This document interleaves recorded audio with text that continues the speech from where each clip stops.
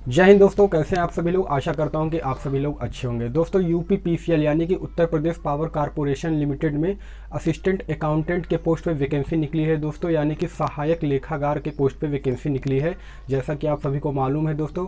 तो इस वीडियो में दोस्तों हम लोग बात करेंगे इस पोस्ट से रिलेटेड ऑल डिटेल्स के बारे में, जैसे कि एलिजिबिलिटी क्या होनी चाहिए, सिलेक्शन प्रोसेस क्या होगा, सैलरी कितनी होगी, और पिछले साल जो वैकेंसी निकली थी दोस्तों असिस्टेंट अकाउंट के पोस्ट पे यूपीपीसीएल में, उसके कट ऑफ के बारे में भी हम लोग चर्चा करेंगे दोस्तों। तो वीडियो बहुत ही इंफॉर्मेटिव होने वाली है दोस्तों, आप लोग वीडियो के अंत तक बने रहिएगा। तो दोस्तों आइए बिना देर के हुए वीडियो को स्टार्ट करते हैं। टोटल पोस्ट की अगर बात करें दोस्तों तो 186 पोस्ट है। जी हाँ दोस्तों, 186 पोस्ट है। तो अब देखिए, ये आप लोग मत समझिएगा दोस्तों कि 186 पोस्ट है तो बहुत कम सीट है, तो इस वजह से हम लोग फॉर्म को फिल नहीं करेंगे। तो ये आप लोग गलती मत कीजिएगा दोस्तों। आप लोग अगर मान लीजिए एलिजिबल हैं तो फॉर्म को ज़रूर फिल कीजिएगा, क्योंकि काफ़ी बच्चे यही सोच करके फॉर्म को फिल नहीं करते हैं कि नहीं वैकेंसी बहुत कम है, टोटल पोस्ट कम है, तो इस वजह से मैं फॉर्म को फिल नहीं करूँगा। देखिए दोस्तों, जहाँ पर वैकेंसी कम आती है वहाँ पर कैंडिडेट भी कम होते हैं, वहाँ फाइट भी कम होती है, तो इसलिए आप लोग फॉर्म को जरूर अप्लाई कीजिएगा दोस्तों, ठीक है ना। देखिए दोस्तों, आगे हम लोग बात कर लेते हैं अप्लाई डेट की। अप्लाई डेट कब से है तो दोस्तों देखिए 8 नवंबर 2022 से इसका ऑनलाइन आवेदन स्टार्ट होगा और 28 नवंबर 2022 तक इसका ऑनलाइन आवेदन चलेगा दोस्तों, यानी कि आखिरी डेट जो है वो 28 नवंबर होगा, ठीक है दोस्तों। आइए आगे हम लोग बात कर लेते हैं एग्जाम डेट की कि कब होगा। तो दोस्तों देखिए, बताया जा रहा है कि जनवरी 2023 तक इसका एग्ज़ाम होने के चांसेस है। तो दोस्तों जनवरी 2023 बताया जा रहा है, आप मिड जनवरी मान करके चलिएगा, यानी कि 15 जनवरी के बाद जो है इसके एग्ज़ाम हो सकते हैं दोस्तों आइए आगे बात कर लेते हैं फीस की कि इस फॉर्म को भरने में कितने रुपए का फीस देना पड़ेगा। तो देखिए दोस्तों, जनरल, ओबीसी और ईडब्ल्यूएस, जी हाँ दोस्तों, जनरल, ओबीसी और ईडब्ल्यूएस के जो छात्र हैं उनके लिए पेमेंट 1180 रुपये। जी हाँ दोस्तों, पेमेंट कुछ ज़्यादा ही है, क्योंकि देखा जाए तो एसएससी जो है वो केवल 100 रुपये का फीस लेती है, और ये स्टेट लेवल का जो जॉब है UPPCL Uttar Pradesh power corporation limited, तो इसमें जो है वो 1180 रुपये लिए जा रहा है दोस्तों। तो ये बात तो थोड़ा सा चिंताजनक है दोस्तों। आइए आगे बात कर लेते हैं एससी एसटी कैंडिडेट की अगर हम लोग बात करेंगे तो 826 रुपये फीस लगेगा, और वहीं पर पीएच कैंडिडेट की बात करेंगे तो मात्र 12 रुपये का फीस लगेगा दोस्तों देखिए, एक बात मैं और बताना चाहता हूं कि इस फॉर्म को ऑल इंडिया के कैंडिडेट मेल या फीमेल दोनों लोग फॉर्म को फिल कर सकते हैं। तो आप लोग अगर मान लीजिए अप्लीकेबल हो तो इस फॉर्म को जरूर फिल कीजिए दोस्तों। आइए आगे हम लोग बात कर लेते हैं एज की कि एज क्या होना चाहिए दोस्तों। तो मिनिमम एज 21 साल और मैक्सिमम एज 40 साल होना चाहिए। और जैसा कि आप सभी को मालूम ही है दोस्तों, ओबीसी को 3 साल की छूट मिलती है और एससी एसटी कैंडिडेट को 5 साल का छूट मिलता है दोस्तों। तो सेम इसमें भी वैसा ही है, इसमें भी ओबीसी को 3 साल की छूट और एससी एसटी कैंडिडेट को 5 साल की छूट मिल रही है दोस्तों, ठीक है। आगे हम लोग बात कर लेते हैं एज काउंट के। तो 1 जुलाई 2022 से आपका एज जो है दोस्तों वो काउंट किया जाएगा, जैसा कि आप यहाँ पे देख पा रहे हैं, ठीक है। आगे हम लोग बात कर लेते हैं कि किस किस कैटेगरी में कितनी वैकेंसीज निकली है, ठीक है। तो आप लोग ये चेहरा देख लीजिएगा दोस्तों। जनरल की अगर हम लोग बात करेंगे तो 79 पोस्ट है, ईडब्ल्यूएस की बात करेंगे तो 18 पोस्ट है, ओबीसी में 45 पोस्ट निकली है दोस्तों, एससी में 35 पोस्ट और एसटी में 5 पोस्ट निकली है दोस्तों। तो टोटल मिला करके ये 186 पोस्ट है दोस्तों, ठीक है ना। क्योंकि आपको मालूम भी होगा दोस्तों, पिछले साल भी इसकी वैकेंसी निकली थी, है ना। ये असिस्टेंट अकाउंट के पोस्ट पे जो है पिछले साल भी इसकी वैकेंसी निकली थी दोस्तों। तो इसका जो कट ऑफ कितना गया था अभी हम लोग उस पर भी चर्चा करेंगे दोस्तों। तो आप लोग बस वीडियो के अंत तक बने रहिएगा, ठीक है ना, क्योंकि वीडियो बहुत इंफॉर्मेटिव होने वाली है, ठीक है। तो दोस्तों आइए देखते हैं, आगे बात कर लेते हैं हम लोग क्वालिफिकेशन की। क्वालिफिकेशन क्या होना चाहिए तो वे छात्र जो बीकॉम किए हुए हैं, बीकॉम का सर्टिफिकेट है, यहाँ दोस्तों परसेंटेज का इसमें कोई भी डिमांड नहीं किया गया है। आपके पास अगर आपने बीकॉम किया है तो आप इस फॉर्म को फिल कर सकते हैं। अब कुछ छात्र ये कहेंगे कि सर जैसे मेरा फाइनल ईयर चल रहा है बीकॉम, तो मैं इस फॉर्म को फिल कर सकता हूँ कि नहीं। तो जी नहीं, आप इस फॉर्म को फिल नहीं कर सकते हैं। जिन छात्रों का फाइनल हो चुका है, जिनके पास सर्टिफिकेट है, वो जो है इस फॉर्म को फिल कर सकते हैं, ठीक है। तो ये चीज़ मैं क्लियर कर देना चाहता हूँ दोस्तों। आइए आगे हम लोग बात कर लेते हैं सिलेक्शन प्रोसेस की कि सिलेक्शन प्रोसेस में क्या रहने वाला है। तो दोस्तों देखिए, 2 पार्ट में एग्जाम होगा। जी हाँ दोस्तों, आप लोग ध्यान से समझिएगा बात को, क्योंकि अगर मान लीजिए ध्यान से नहीं समझेंगे तो आधा अधूरी जानकारी देखिए वो खतरनाक होता है, ठीक है ना। तो मैं बता रहा हूँ यहाँ पे, आप लोग ध्यान से सुनिएगा मेरी बातों को कि 2 पार्ट में एग्जाम होना है दोस्तों, पार्ट 1 और पार्ट 2 में, जो कि दोनों का एग्जाम एक साथ में ही लिया जाएगा। पार्ट 1 में क्या पूछा जाएगा और पार्ट 2 में क्या पूछा जाएगा वो मैं अभी यहाँ पे डिस्कस कर रहा हूँ तो ध्यान से ज़रा देखिएगा इधर कि पार्ट 1 की अगर हम लोग बात करेंगे दोस्तों तो 50 क्वेश्चन पूछे जाएंगे कंप्यूटर से यानी कि ओ लेवल से रिलेटेड जो है वो 50 क्वेश्चन आपसे पूछे जाएंगे दोस्तों, और जिसमें कि 50% मार्क्स आपको लाने अनिवार्य है, तब जाकर के आप ये क्वालिफाई कर पाएंगे, क्योंकि ये क्वालिफाई नेचर का केवल है। पार्ट 1 का जो एग्ज़ाम होगा जो कंप्यूटर से आपका पूछा जाएगा तो वो क्वालिफाइंग नेचर का है, जिसमें कि 50% मार्क्स लाने जरूरी है। और दोस्तों एक बात और बहुत ही ज़रूरी बात है, इसमें निगेटिव मार्किंग का है दोस्तों, ये जान लीजिए। निगेटिव मार्किंग 1/4 है, यानी कि 4 गलत करेंगे तो आपके एक सही नंबर जो है वो कट जाएंगे। तो ज़रा ध्यान से जो है आप लोग पेपर को सॉल्व कीजिएगा, ठीक है ना। और पार्ट 1 और पार्ट 2 जैसा कि मैंने यहाँ पर लिख रखा है एक साथ, तो जी हाँ दोस्तों दोनों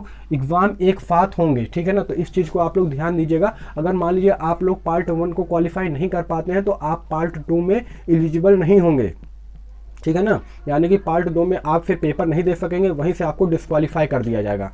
तो इसलिए पार्ट 1 को क्वालिफाई करना बहुत ही ज़्यादा ज़रूरी है दोस्तों। तो उसके बाद अगर हम लोग बात करेंगे दोस्तों पार्ट 2 के सिलेबस के बारे में, तो देखिए दोस्तों इसमें जनरल हिंदी, जनरल इंग्लिश से 25-25 क्वेश्चन आएंगे, यानी कि 50 क्वेश्चन। अर्थमेटिक्स की बात करें हम लोग बात करें तो 25 क्वेश्चन इससे पूछा जाएगा। अकाउंटेंसी एंड इनकम टैक्स से, जी हाँ दोस्तों, अकाउंटेंसी एंड इनकम टैक्स से जो ग्रेजुएट लेवल पे जो है उससे क्वेश्चन आपके पूछे जाएंगे 75 क्वेश्चन, ठीक है ना। तो टोटल नंबर ऑफ क्वेश्चन जो है दोस्तों 150 रहेगा। देखिए दोस्तों सिलेबस को आप लोग अच्छी तरीके से समझ लीजिएगा, ये तो काफ़ी बच्चों को दिक्कत होती है सिलेबस में कि सर सिलेबस क्या होगा, कितने किस सब्जेक्ट से कितने क्वेश्चन आएंगे, है ना। तो मैं यहाँ पे सब कुछ क्लियर बता दे रहा हूँ, आप लोग ध्यान से देखिएगा तो आपको ज़रूर जो है क्लियर हो जाएगा कि सिलेबस में किस सब्जेक्ट से कितने क्वेश्चन पूछे जाने हैं, तो ठीक है ना। तो आप लोग बस 2 मिनट का समय निकाल करके इस वीडियो को पूरा देख लीजिए, आपको सब कुछ A to Z जो है वो क्लियर हो जाएगा दोस्तों इस वैकेंसी से रिलेटेड, ठीक है ना। तो देखिए दोस्तों जैसा मैं बता रहा हूँ कि टोटल 150 क्वेश्चन रहेंगे, जिसके लिए निगेटिव मार्किंग 1/4 है, यानी कि 4 गलत करेंगे तो आपका एक सही नंबर काट लिया जाएगा। इस बात का आप लोग ध्यान दीजिएगा। समय की बात करेंगे तो 3 घंटे का समय रहेगा दोस्तों। तो 3 घंटा पार्ट 1 और पार्ट 2 दोनों को मिला करके आपको 3 घंटे का समय दिया जा रहा है दोस्तों। ये मत समझ लीजिएगा कि केवल पार्ट 2 के लिए 3 घंटा दिया जा रहा है, जी नहीं। पार्ट 1 और पार्ट 2 दोनों को मिला करके 3 घंटे का समय दिया जाएगा दोस्तों। तो इस चीज़ का आप लोग ध्यान रखिएगा, ठीक है ना। तो उम्मीद करता हूं दोस्तों कि आप लोग सिलेबस को अच्छे तरीके से समझ गए होंगे कि क्या सिलेबस है दोस्तों। आइए आगे बात कर लेते हैं हम लोग कि इसमें देखिए कुछ सर्टिफिकेट भी लगेंगे। जैसे कि अगर मान लीजिए आप ओबीसी में आते हैं तो ओबीसी का सर्टिफिकेट बनाना पड़ेगा आपको, क्रीमी लेयर और नॉन क्रीमी लेयर, यानी कि 7 लाख से जो नीचे आते हैं वो नॉन क्रीमी लेयर में आते हैं, और जिनका इनकम जो है वो सालाना 7 लाख से ऊपर है वो क्रीमी लेयर में आते हैं। तो अगर मान लीजिए आप क्रीमी लेयर या नॉन क्रीमी लेयर में जिसमें भी आते हैं तो आपको सर्टिफिकेट बनाना होगा, और वो सर्टिफिकेट दोस्तों 31 मार्च 2022 के बाद का होना चाहिए। ये चीज़ बहुत ही इंपॉर्टेंट है दोस्तों, 31 मार्च 2022 के बाद वो सर्टिफिकेट आपका होना चाहिए, है ना। तब जा करके वो मान्य होगा। अगर उसके पहले का होगा तो वो सर्टिफिकेट आपका मान्य नहीं होगा। आप लोग ध्यान से सुन लीजिए दोस्तों, ठीक है ना। जो मैं बता रहा हूँ वो बहुत ही इंपॉर्टेंट बात है कि 31 मार्च 2022 के बाद का सर्टिफिकेट होना चाहिए, ठीक है दोस्तों। आइए आगे बात कर लेते हैं एग्जाम सेंटर की कि एग्ज़ाम कहाँ पड़ेगा। तो जैसा कि दोस्तों UPPCL यानी कि Uttar Pradesh power corporation limited है, तो यूपी के शहरों में ही आपका एग्ज़ाम सेंटर पड़ेगा। और उसमें से जैसे देखिए अगर सेंटर की बात कर लेंगे तो लखनऊ, मेरठ, आगरा और वाराणसी आपका सेंटर जाएगा। जी हाँ दोस्तों, अगर मान लीजिए बच्चे ज़्यादा आवेदन करते हैं तो इसके अलावा और भी सेंटर बढ़ाए जा सकते हैं, ऐसा कहा जा रहा है, ठीक है ना। वैसे इन्हीं 4 जगह पर सेंटर जाने की चांसेस सबसे ज़्यादा है दोस्तों। देखिए अगर मान लीजिए यहाँ पे लिखा है 186/2, यानी कि 186 टोटल पोस्ट है, और जितने भी बच्चे अप्लाई करेंगे और अप्लीकेबल होंगे तो उसके 2 गुना छात्र को जो है वहाँ बुलाया जाएगा दोस्तों, यानी कि 372 छात्र को बुलाया जाएगा। और उसमें से जो है वो, क्योंकि डॉक्यूमेंट वेरिफिकेशन भी होना है ना, मेडिकल भी होना है, हर चीज़ जांच करेंगे ना वो लोग, तो उसमें से वो 186 बच्चों को लेंगे, ठीक है ना, वो उनके अकॉर्डिंग है दोस्तों। आइए आगे लास्ट में बात कर लेते हैं हम लोग सैलरी की कितनी रहने वाली है। तो देखिए दोस्तों अगर सैलरी की बात करेंगे तो शुरुआती सैलरी 29,800 से लेकर के 94,300 तक ये सैलरी होने वाली है दोस्तों। तो सैलरी बहुत ही बढ़िया है दोस्तों। अगर मान लीजिए आप लोग एलिजिबल हैं, यानी कि आपके पास बीकॉम की डिग्री है, तो आप इस फॉर्म के लिए एप्लीकेबल हैं। आप लोग इस फॉर्म को ज़रूर फिल कीजिएगा दोस्तों। और तैयारी में जुट जाइए, ठीक है ना। जैसा कि मैं पहले ही बता चुका हूं कि ऑल इंडिया के मेल और फीमेल कैंडिडेट जो है वो अप्लाई कर सकते हैं, लेकिन वो अगर अप्लाई करेंगे तो एज ए जनरल कैंडिडेट बन करके अप्लाई करेंगे, ठीक है ना। तो इस चीज़ का आप लोग ध्यान रखिएगा। दोस्तों अंत में हम लोग बात कर लेते हैं कि जो पिछले साल का जो यूपी पीसीएल का असिस्टेंट अकाउंट पर जो वैकेंसी आई थी तो उसका कट ऑफ कितना गया था दोस्तों, तो आप लोग देख लीजिए, उससे एक्सपेक्टेड कट ऑफ आप अनुमान लगा सकते हैं, ठीक है ना। तो देखिए दोस्तों, ये है असिस्टेंट अकाउंट 2021 कट ऑफ के बारे में मैं बताने जा रहा हूँ। देखिए दोस्तों, यहाँ पे अगर जनरल वाले बच्चों की बात किया जाए तो 87.75 यानी कि 87.75 इनका कट ऑफ गया था। ईडब्ल्यूएस के कैंडिडेट की अगर बात करेंगे तो 73.62। ओबीसी के कैंडिडेट की अगर हम लोग बात करेंगे दोस्तों तो उनका कट ऑफ 74 नंबर गया था। एससी कैंडिडेट की बात करें तो 36.74 इनका कट ऑफ गया था।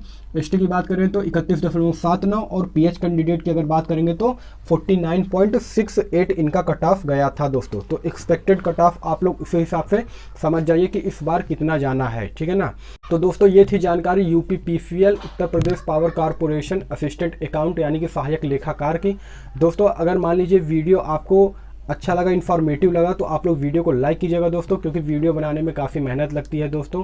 तो अगर अभी तक आप लोगों ने चैनल को सब्सक्राइब नहीं किया तो जल्दी से जा करके आप लोग चैनल को सब्सक्राइब कर लीजिएगा दोस्तों। अगर इस वैकेंसी से रिलेटेड कोई भी प्रॉब्लम हो, कोई भी सवाल हो आपको, तो आप कमेंट सेक्शन के माध्यम से पूछ सकते हैं दोस्तों। फिर मिलेंगे किसी नेक्स्ट वीडियो में दोस्तों, तब तक के लिए धन्यवाद।